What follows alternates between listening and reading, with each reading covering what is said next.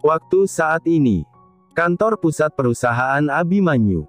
Aku tergagap, masih sangat terkejut melihat Bagas di hadapanku.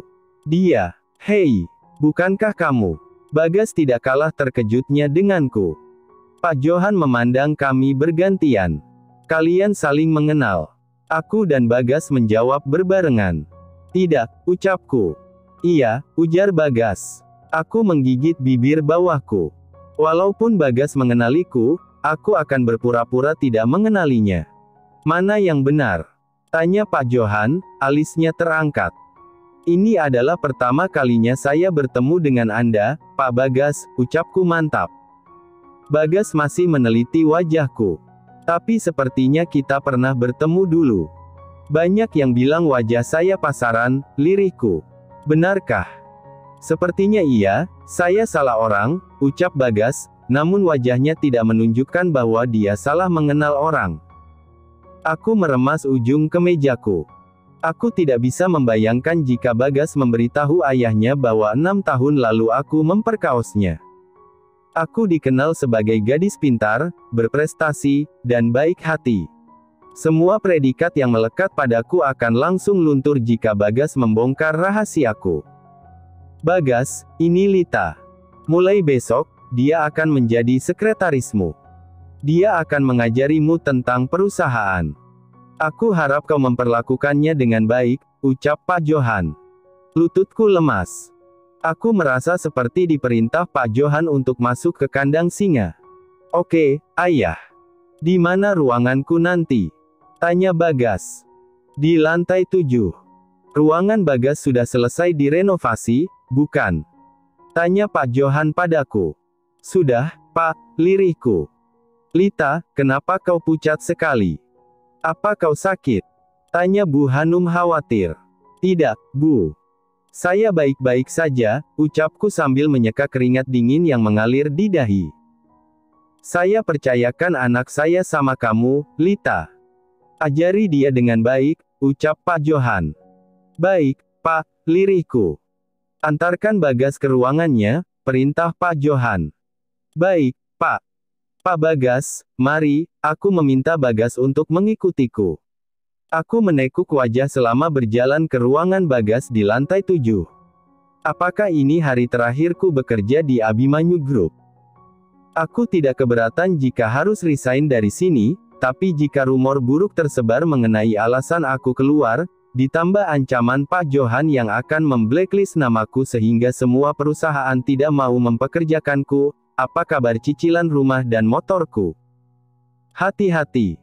Bagas mencekal tanganku hingga aku tidak jadi mencium tiang di hadapanku. "Terima kasih, Pak," ucapku, sedikit kaget. "Kamu ngelamun?" tanya Bagas. "Tidak, Pak. Dustaku. Ini ruangan Bapak. Mulai besok, Bapak bisa bekerja di ruangan ini," ucapku sambil membuka pintu ruangan yang baru saja selesai direnovasi. "Kamu nanti duduk di mana?" tanya Bagas. "Di sebelah sana, Pak," jawabku, menunjuk sebuah kursi di luar ruangan Bagas. "Kenapa duduk di luar ruangan?" Bagas menaikkan alisnya. "Mana ada sekretaris yang seruangan sama bosnya?" Makiku dalam hati. "Pindahkan kursimu ke dalam," perintah Bagas. "Maaf, Pak, biasanya meja sekretaris berada di luar," cicitku. "Kamu kan bukan sekretaris biasa. Bukannya tadi ayah nyuruh kamu ngajarin saya?" tanya Bagas. "Iya, Pak," ucapku. "Besok beliin saya sarapan. Saya mau sandwich yang dijual di toko Happy Sandwich, terus saya mau susu almond yang ada di resto Milk Tasty. Jangan sampai susunya nanti dingin pas nyampe sini. Saya gak mau tahu gimana caranya, susunya harus tetap anget pas saya minum nanti," cerocos Bagas. "Besok Bapak datang jam berapa?" tanyaku. "Terserah sayalah, saya bosnya," ucapnya tanpa beban. Jika saja dia bukan anak bos, sudah kujadikan samsak hidup dari tadi. Saya nanya biar saya bisa memperkirakan saya harus beli sarapan jam berapa buat Bapak, agar susu yang Bapak pesan tetap hangat saat diminum, ucapku menahan emosi. "Oh, jam 11 kayaknya," ucap Bagas. Itu makan siang, bukan sarapan, cibirku. Kamu bilang sesuatu? Tanya Bagas. Tidak, Pak. Aku menggelengkan kepala. Saya pulang dulu. Masih besok kan mulai kerjanya? Tanya Bagas. Silakan, Pak. Ucapku. Aku menghela napas panjang saat Bagas keluar dari ruangan. Setidaknya dia tidak mengungkit kejadian 6 tahun yang lalu. Aku kembali ke mejaku di lantai 8, membereskan barang untuk dipindahkan ke ruangan Bagas. Mau kemana lu? Tanya Riri yang baru selesai meeting. Aku dan Riri adalah sekretaris Pak Johan. Gue ditugasin jadi sekretaris anaknya Pak Johan, lirikku. Terus yang gantiin elu siapa di sini? Tanya Riri. Mana gue tahu. Aku mengangkat bahu. Gue kan baru jadi sekretaris CEO. Kalau sendirian, ngeri-ngeri sedap, ucap Riri khawatir. Tadinya aku dan Bu Sari yang menjadi sekretaris Pak Johan, hanya saja 4 bulan yang lalu Bu Sari resign setelah melahirkan anak keduanya. Karena kinerja Riri sebagai asisten manajer dinilai sangat baik, maka Riri dipilih untuk menemaniku menjadi sekretaris Pak Johan. Katanya anak Pak Johan cakep abis, ya.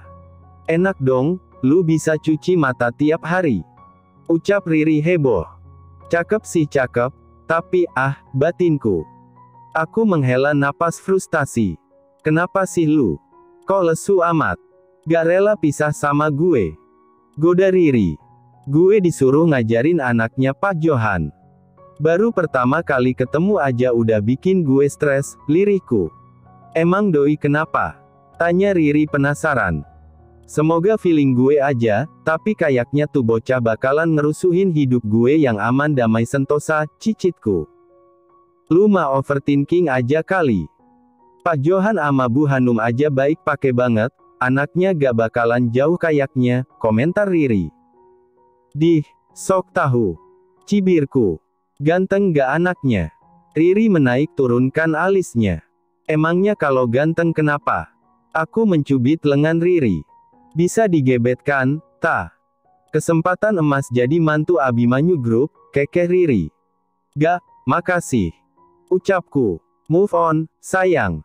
Udah 6 tahun ngejomblo, betah amat, ledek Riri.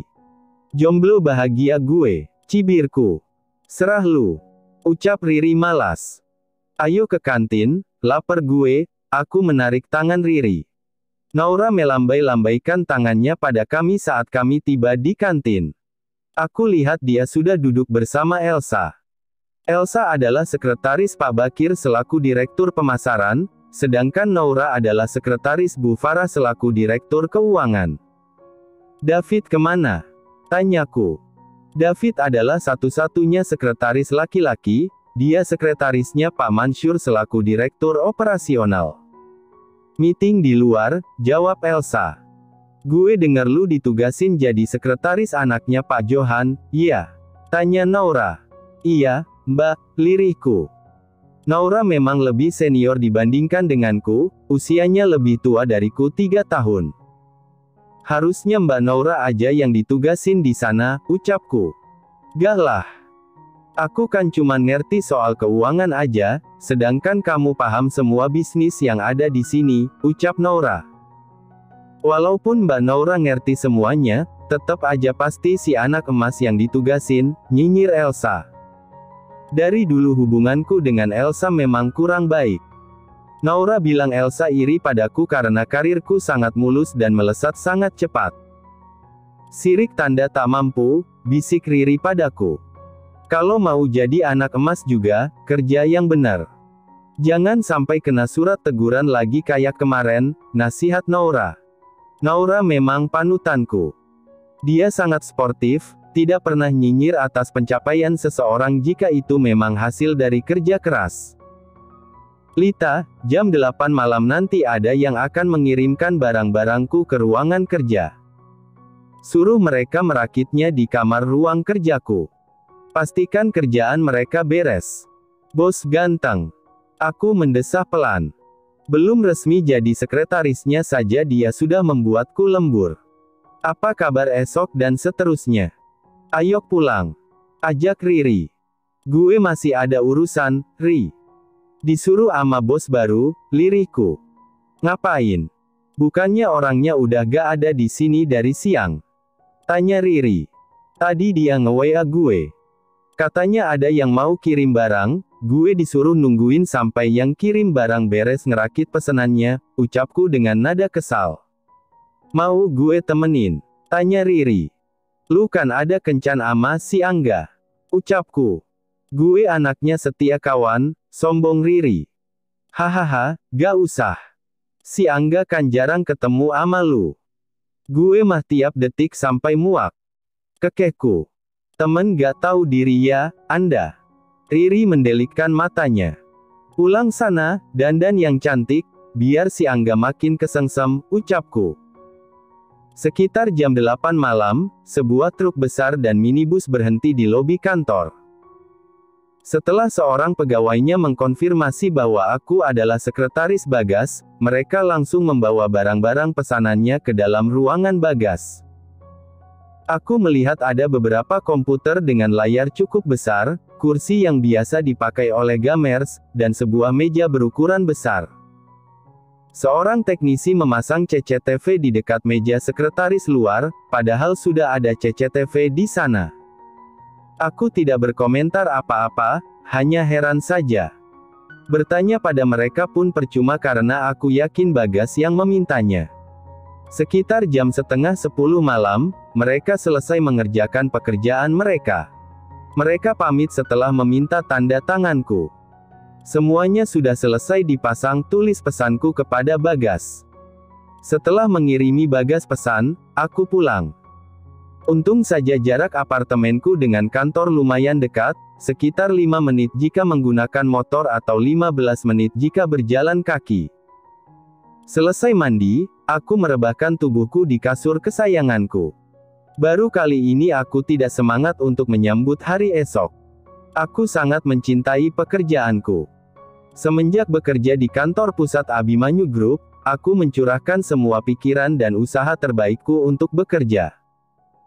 Dalam 2 tahun saja, aku sudah diangkat menjadi sekretaris CEO karena Bu Sari melihat kerja keras dan keletanku dalam bekerja. Aku sangat senang menjadi sekretaris Pak Johan. Beliau sangat baik dan tidak pelit. Aku dan Bu Sari sering sekali diberi bonus dengan nominal besar. Aku sangat suka diberi tantangan dan hal-hal baru. Aku juga termasuk orang yang perfeksionis, sehingga Pak Johan sangat puas dengan kinerjaku. Bu Hanum bahkan membiayai biaya kuliah S1-ku. Untung saja aku bisa menyesuaikan jadwal kuliah dengan pekerjaan hingga padatnya pekerjaan tidak mengganggu kuliahku. Aku tidak pernah menyangka bahwa anak laki-laki Pak Johan dan Bu Hanum adalah Bagas. Saat aku diangkat menjadi sekretaris Pak Johan, anak laki-laki satu-satunya Pak Johan sudah berada di luar negeri untuk melanjutkan studinya. Kenapa dunia ini sempit sekali? Kenapa aku harus bertemu dengan Bagas? Kenapa anaknya Pak Johan harus Bagas? Aku memukul-mukul bantal yang tidak berdosa. Aku yakin Bagas pasti akan membalas dendam padaku. Apa setiap hari aku akan diliputi rasa khawatir saat bekerja? Takut Bagas membongkar kejahatanku di masa lalu. Sekitar jam 10 malam, Riri pulang ke apartemen. Aku dan Riri menyewa apartemen bersama, alasannya supaya biayanya bisa dibagi 2. Aku mencicil sebuah rumah di pinggiran kota. Rumah itu sekarang ditinggali oleh nenek dan Dipta. Hanya 1 tahun aku bertahan tinggal di rumah itu karena jaraknya yang lumayan jauh dari kantor. Aku memutuskan untuk menyewa apartemen bersama Riri. Gimana kencannya? Tanyaku. Angga janji lamar gue tahun depan, ucap Riri sambil menekuk wajahnya. Gak sekalian aja nunggu 3 kali lebaran. Ledekku. Dia bilang mau stabilin dulu perusahaannya baru ngelamar gue, ucap Riri. Kalau lu yakin ama dia, ya udah tungguin. Kalau enggak, ya cari yang lain, saranku. Riri hanya menghela napas kasar lalu pergi mandi. Setelah melakukan absen, aku memesan sarapan untuk Bagas di aplikasi online. Untung saja kedua resto itu membuka layanan di aplikasi online. Setengah jam kemudian, pesanan datang. Aku menyiapkan sandwich di atas sebuah piring dan memindahkan susu almond ke dalam tumbler tahan panas. Aku merangkum dokumen dan materi tentang bisnis di Abimanyu Group agar Bagas mudah memahaminya. Aku sedikit kurang nyaman duduk di kursi sekretaris yang ada di ruangan Bagas. Itu berarti selama 8 jam bekerja, aku harus menghirup udara yang sama dengan Bagas. Sudah jam 11 lebih, tapi Bagas belum juga menampakkan batang hidungnya. Saat jam menunjukkan pukul 12 tepat, barulah Bagas datang. "Selamat pagi, Pak Bagas," sambutku. "Tidak usah menyindirku," ucap Bagas. "Sarapan Bapak sudah saya siapkan. Susu almondnya juga saya jamin masih hangat," ucapku sambil menunjukkan sandwich dan susu almond di atas mejanya. "Pakai tumbler, pinter juga kamu," kekeh Bagas. "Kalau gak pinter, gak bakalan dipilih buat ngajarin elu," makiku dalam hati. "Pak Bagas, ini adalah rangkuman bisnis Abimanyu Group," aku memberikan tablet kepada Bagas. "Lita, saya baru duduk. Lagian ini jam makan siang, kamu malah ngasih saya kerjaan," cibir Bagas. "Ya elu kenapa datang jam segini, Bambang?" kesalku dalam hati. "Saya harap setelah Bapak selesai makan, Bapak membaca dokumen yang sudah saya berikan." "Kalau begitu, saya permisi makan siang dulu, pamitku." "Pergi sana," usir Bagas. "Apa gue mampir beli sianida gitu ya abis makan siang?" Jiwa psikopatku membisikkan rencana jahat. Riri melambaikan tangannya saat melihatku di kantin. "Gimana bos baru?" tanya David yang sedang duduk di pinggir Riri. "Doi baru datang jam 12, jadinya gue telat makan siang," kesalku. "Wow, kekeh Naura. Enaknya jadi anak bos," kekeh David. Gue denger gak ada yang diangkat jadi sekretaris ganti elu, deh," ucap Naura. "Kata Pak Johan sih, kerjaan Pak Johan bakalan dibagi 2 sama anaknya, jadi gak usah nambah sekretaris," jawab Riri. "Mampus. Itu sama aja nyuruh gue jadi wakil CEO," liriku. "Elu Suzan banget sih. Gue denger anaknya si bos itu lulusan terbaik pas kuliah di luar negeri," ucap David. "Pinter juga kalau gak niat kerja, sama aja bohong," liriku. "Semangat dong, Beb. Baru hari pertama," kekeh Naura. "Si rubah putih kemana?" tanyaku saat sadar tidak ada Elsa di meja kami. "Meeting di luar," jawab Naura. Jam 1 tepat, aku kembali ke ruangan Bagas. Bagas terlihat sedang bermain game di ponselnya. "Pak Bagas, jam 2 nanti, Pak Johan meminta Anda ke ruangannya," ucapku. "Mau ngapain?" tanya Bagas tanpa mengalihkan pandangannya dari layar ponsel. "Saya kurang tahu. Mungkin akan mengetes Anda," ucapku asal. Bagas menghentikan gamenya, lalu mengambil tablet yang tadi aku berikan padanya. "Jelaskan padaku," perintah Bagas. "Maksudnya, Pak?" tanyaku.